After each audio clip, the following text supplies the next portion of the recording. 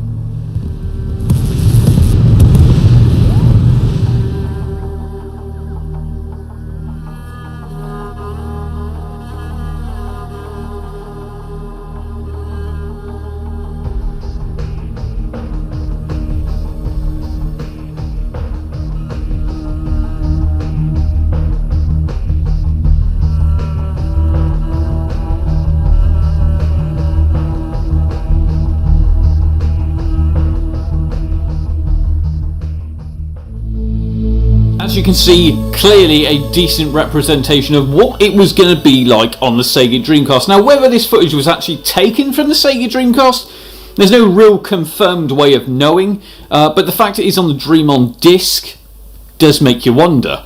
Now, as for most Dreamcast games that are unreleased, they were pretty much stuck in development hell, so much so I don't really know how far this actually got.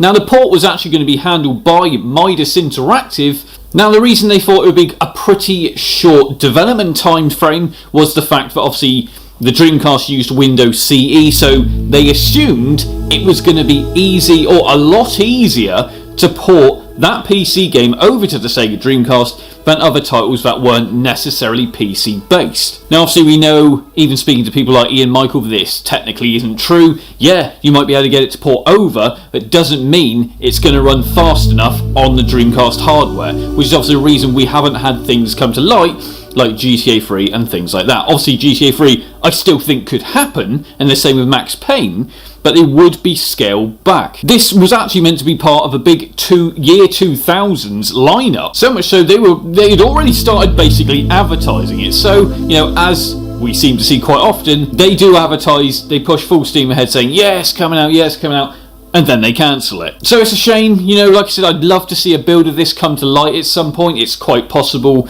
that that will happen. I mean, look, Castlevania's come out. Christ, pretty much everything right now seems to be appearing on the Sega Dreamcast, so who knows what will come in 2022 for the Dreamcast. Hope you've liked this nice little quick delve into Black and White, the history of, on the Sega Dreamcast.